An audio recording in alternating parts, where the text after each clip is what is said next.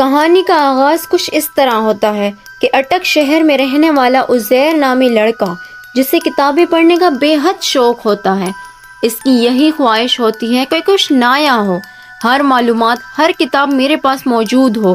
یہاں تک کہ جس کمرے میں وہ سوتا ہے 100% بچوں کے کمرے میں کھلونے، کمپیوٹر، ویڈیو گیمز وغیرہ بھری ہوتی ہیں، لیکن عزیر کے کمرے میں ایسا کچھ نہیں ہوتا جو عام بچوں کے کمرے میں ہوتا ہے۔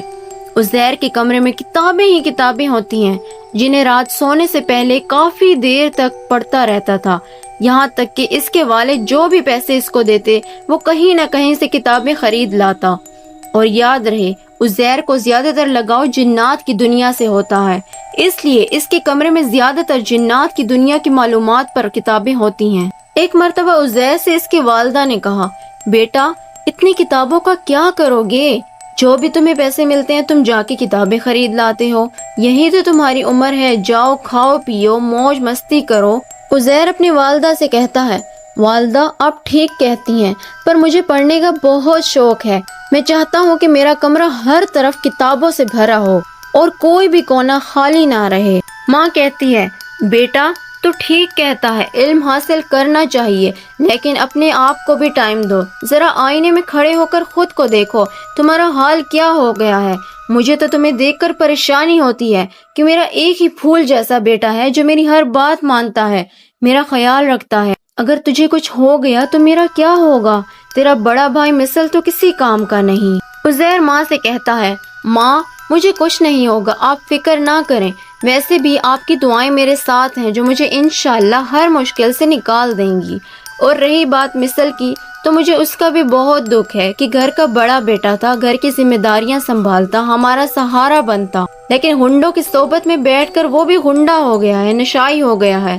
لیکن آپ فکر نہ کریں، وہ بھی بہت جلد ٹھیک ہو جائے گا، آپ فکر نہ کریں، میں ہوں نا، میں سب ٹھیک کر دوں گا۔ عزیر کی ماں یہ سب سن کر رونے لگتی ہے اور کہتی ہے، عزیر بیٹا تم نے یہ سب باتیں کر کے میرے دل کا بوجھ ہلکا کر دیا ہے، میری خدا سے دعا ہے کہ تمہیں خدا کسی کا محتاج نہ کرے، تو میرا حسین و جمیل عقل مند بیٹا ہے، تو ہیرا ہے ہیرا۔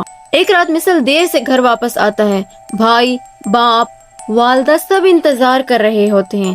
جیسے ہی گھر میں داخل ہوتا ہے، عزیر کہتا ہے، یہ کوئی وقت ہے گھر آنے کا؟ سارا دن اپنے غنڈے دوستوں میں بیٹھے رہتے ہو، باپ چارپائی پر ہو گیا ہے، کوئی خیال ہے؟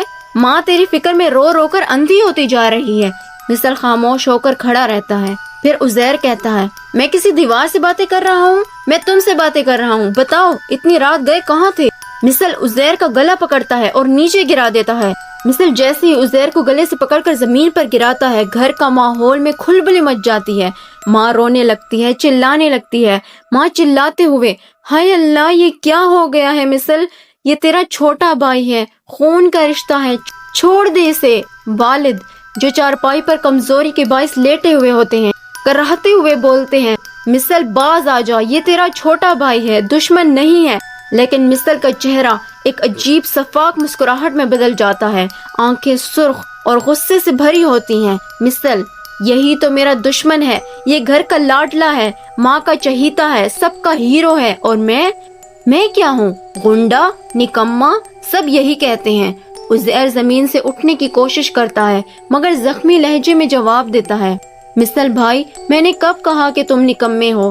تم تو ہمارا سہارا ہو، بس تم اپنی محفلیں چھوڑ دو، ماں اور ابا کی آنکھوں کا نور بن جاؤ۔ یہ سب سن کر مثل اور زیادہ غصے میں آ جاتا ہے، وہ زور سے کہتا ہے، بہت ہو گیا یہ کتابوں کی باتیں، تمہیں لگتا ہے کہ تم سب سے بڑے عالم ہو؟ تم کتابوں میں جن بھوت ڈھونڈتے رہو، میں حقیقت کی دنیا میں جیتا ہوں۔ یہ کہہ کر مثل دوبارہ عزیر کو دھکا دے کر زمین پر گرا دیتا ہے۔ ماں دوڑ کر عزیر کو تھام لیتی ہے اور روتے ہوئے مثل سے کہتی ہے، بدبخت، تجھے شرم نہیں آتی؟ تیرا بھائی تجھے سمجھا رہا ہے اور تو اس پر ہاتھ اٹھا رہا ہے۔ ماحول میں خوفناک خاموشی چھا جاتی ہے، صرف ماں کے رونے اور باپ کی کراہیں سنائی دیتی ہیں۔ اسی دوران عزیر آہستہ سے اٹھ کر بھائی کی آنکھوں میں دیکھ کر کہتا ہے، عزیر پرسکون مگر دکھ بھرے لہجے میں کہتا ہے، مثل بھائی، آج نہیں تو کل تمہیں اپنی غلطیوں کا احساس ہوگا، لیکن یاد رہے میں پھر بھی تمہیں چھوڑ کر نہیں جاؤں گا، تم میرے بھائی ہو، چاہے دنیا کچھ بھی کہے۔ یہ سن کر عزیر لمحے بھر کو خاموش ہو جاتا ہے، لیکن اس کے چہرے پر ایک عجیب سی کشمکش آ جاتی ہے، لیکن فوراً اپنا غصہ چھپاتے ہوئے دروازہ زور سے پٹک کر گھر سے باہر نکل جاتا ہے۔ ماں روتے ہوئے آواز میں بولتی ہے، یا اللہ میرے اس پگڑی بیٹے کو ہدایت دے اور میرے عزیر بیٹے کی حفاظت فرما۔ رات کا وقت تھا، مثل گھر چھوڑ کر جا چکا تھا۔ ماں اپنے بستر پر روتے روتے سو گئی۔ والد بھی کمر کے درد کے باعث چارپائی پر لیٹے ہوئے تھے۔ عزیر اپنے کمرے میں جا کر اپنی ہی کتابوں میں کھو گیا۔ کمرے کی 4 دیواروں پر ہر طرف موٹی موٹی کتابیں قطار میں سجی ہوئی تھی۔ کمرے میں مدھم بلب جل رہا تھا اور کھڑکی کے باہر سے سرد ہوا چل رہی تھی۔ عزیر کے ہاتھ میں ایک پرانی کتاب تھی جس کا نام تھا جنات اور اس کی پوشیدہ دنیا۔ یہ کتاب اس نے کتابوں کے پرانے بازار سے خریدی تھی۔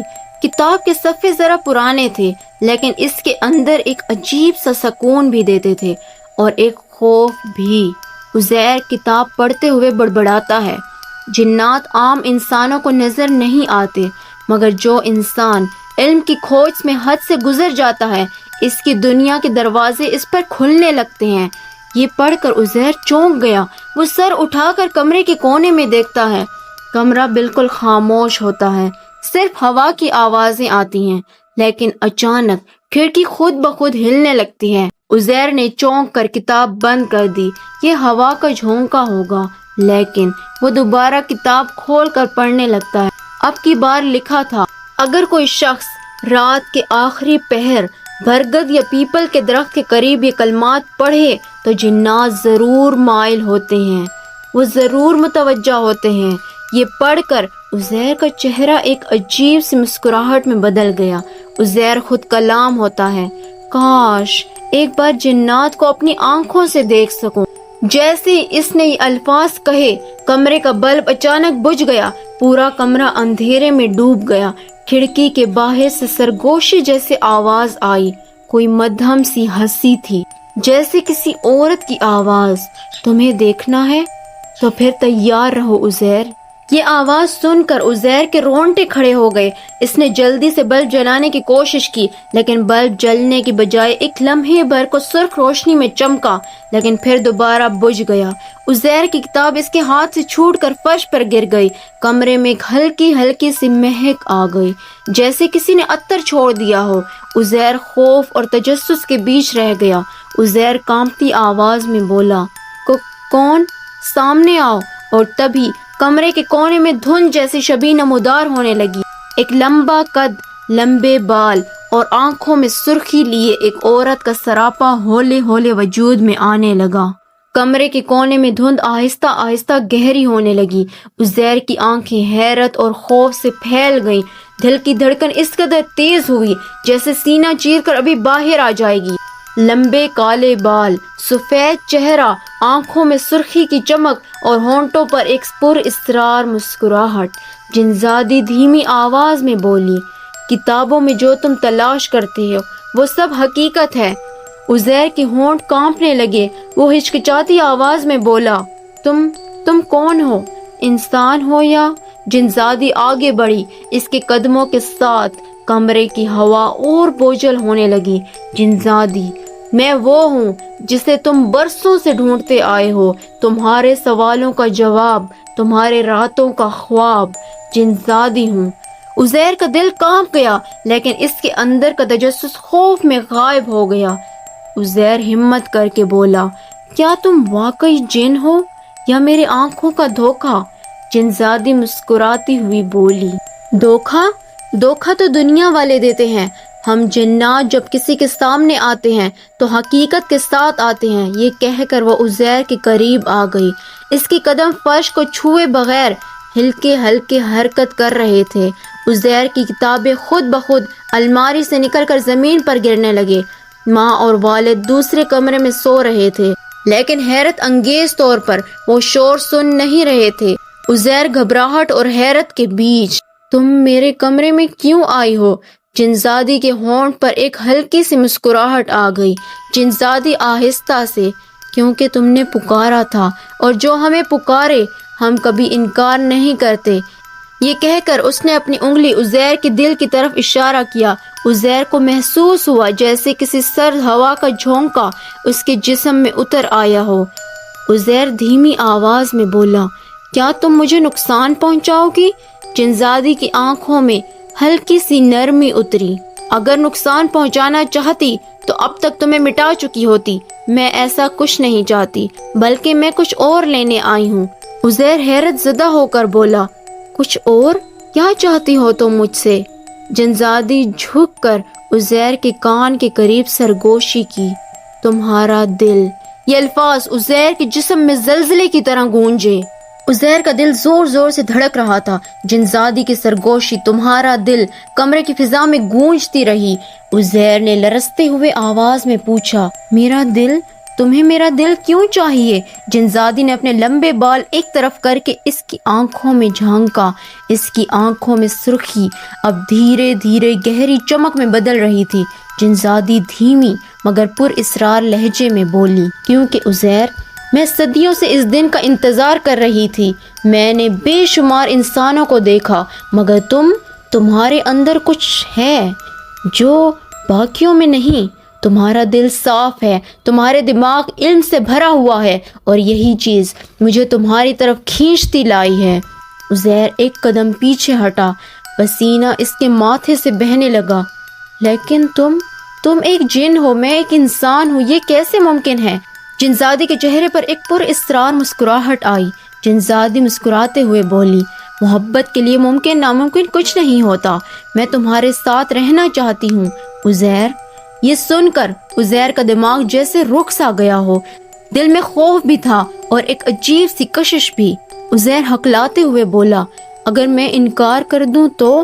جنزادی کی آنکھوں کا رنگ بدل گیا۔ اس کی آنکھیں جو پہلے لال تھی اب کالی ہونے لگی۔ اس کے ارد گرد کی ہوا ٹھنڈی اور بھاری ہونے لگی۔